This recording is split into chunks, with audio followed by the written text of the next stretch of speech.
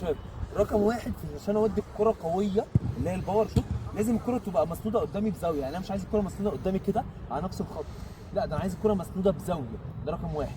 تمام. رقم اثنين، لازم الكره تكون قدام رجلي مش تحت رجلي. يعني انت لو سنت الكره تحت رجلك كده وجيت تمرجح رجلك، رجلك مش هتاخد راحتها في المرجحه. لازم الكره تكون مسنوده قدام رجلي. رقم ثلاثه يا شباب، لازم الكره تكون واخده وش رجلي كله. بص، شايف الكره واخده وش رجلي كله ازاي؟ عظمه وش رجلي، شايف بالجزء ده كده كله بالعظمه. لازم الكره تكون واخده وش رجلي ايه؟ في نص الكوره.